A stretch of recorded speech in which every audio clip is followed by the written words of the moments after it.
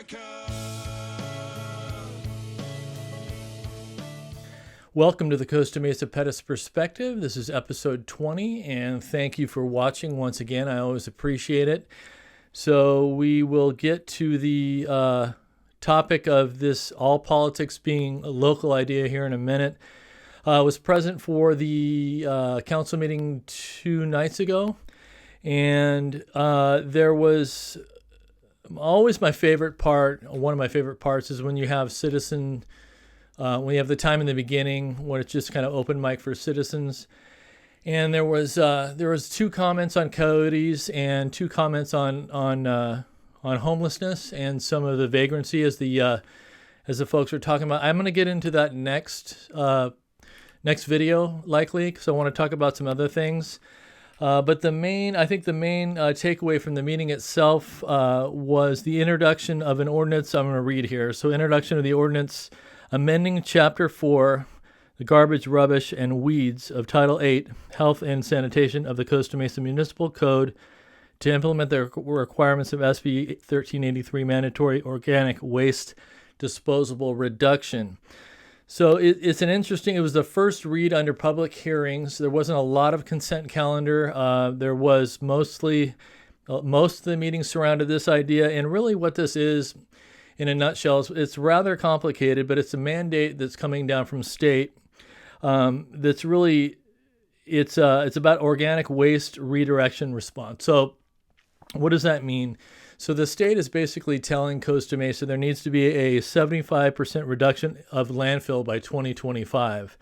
And organic, basically your green trash bins. It's going to be a giant undertaking, and what they want to see is a reduction of the organic waste and redirecting the organic waste to the landfills, which will add to this 75% reduction in 2025.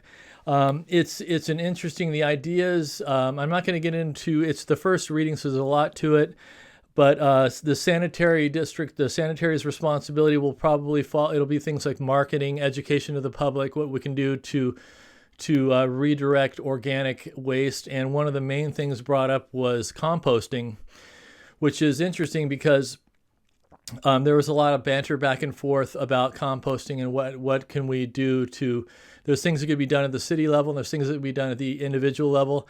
I'm actually a big fan of composting. I'm going to just say it outright that I do a lot of gardening. I think some of my early videos when I ran last time talked about some of my gardening, and I actually have a composting barrel.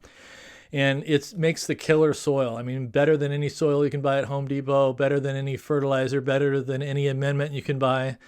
It's a barrel that's sealed, and you can just throw anything that's organic, lettuce, shells from eggs, meat, anything that's not, anything that's really edible that you were going to throw down in the garbage disposal or in the trash can go in the composting bin. Leaves from the yard, clippings from the lawn.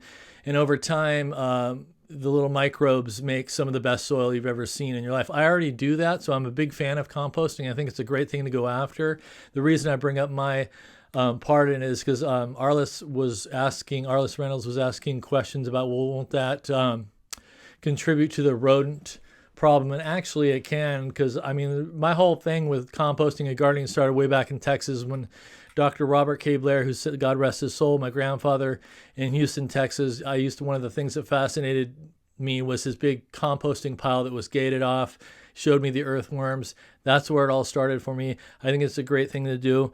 But again, this is the first reading about that issue, and there'll be more to come. I just thought it was a significant thing to bring up that was talked about in the council meeting today or that evening.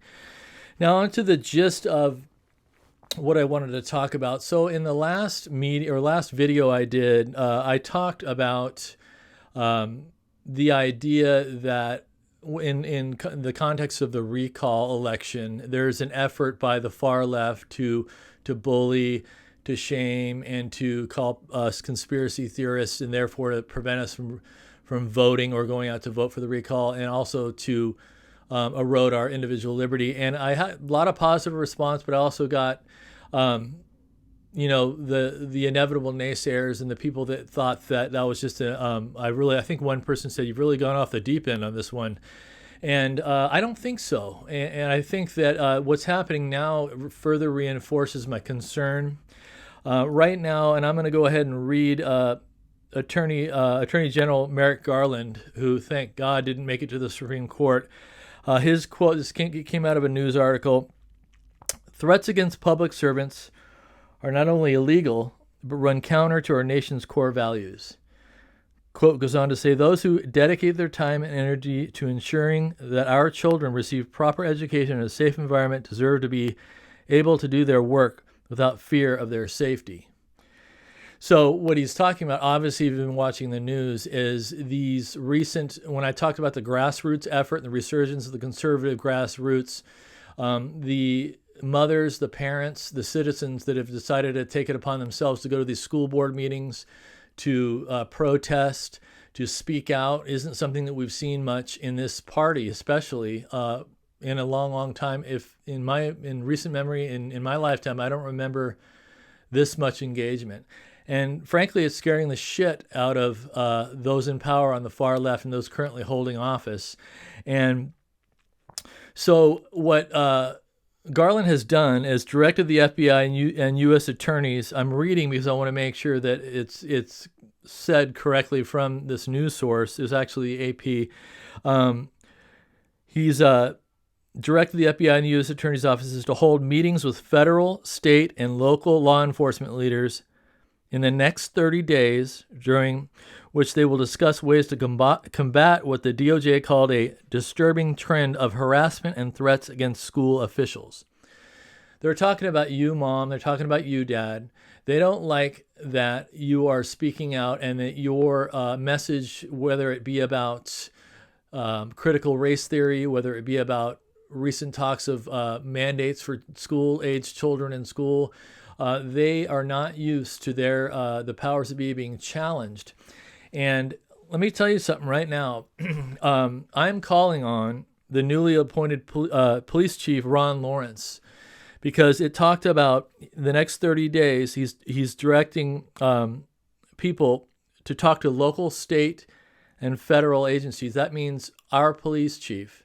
I'm calling on our police chief to not accept any meetings from the FBI, or if he accepts the meeting with the FBI, to not hear anything about enforcing any tactic. You can't look, and what I'm talking about is peaceful protest. Now, look, if there was somebody that threatened a school board member's life, did anything illegal, they should be prosecuted and held accountable. That's not what I'm talking about, and everybody knows it. What I'm talking about is we are not going to allow the federal government, the FBI, to come into our city and to intimidate our parents from peacefully protesting, exercising their First Amendment right to speak out and to be heard. And that's a public building in these school board buildings, and they have the right to go, they have the right to express themselves, and they have a right to protest, and they have a right to be there.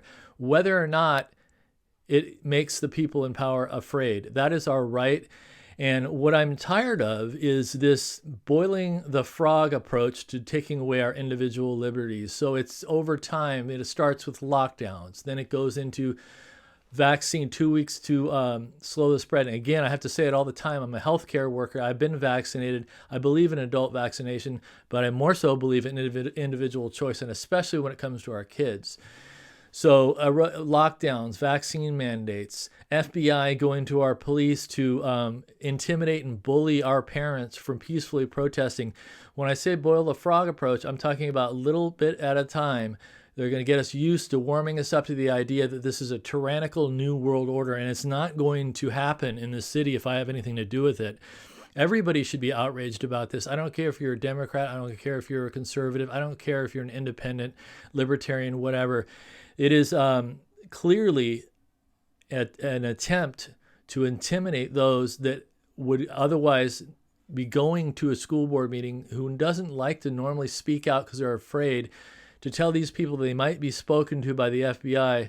They need to get out of our city and not participate. Again, I'm calling on our newly elected chief of police. This is his responsibility to take care of his city and to not be a part of this bullying tactic and this intimidation campaign against our parents exercising their constitutional liberties. I think this is so important. And Don't care if this sounds alarmist, because it's not alarmist. It's time to stop playing cutesy with all these things. I'm over it. I think those that care about freedom are over it, and it needs to end. So Chief Ron Lawrence, be on notice that parents, leaders of the community, citizens, a large majority are not interested in you entertaining a meeting with the FBI or any other federal agency to infringe on the individual liberties of our parents in our city. That's not a violent thing to say. That's not a threatening thing to say. It's an expectation set from citizens of this city. And we're going to be watching, and I needed to get that out there. And the most important thing is to be kind to yourself, be good to each other. Together we can get it done. Bye for now.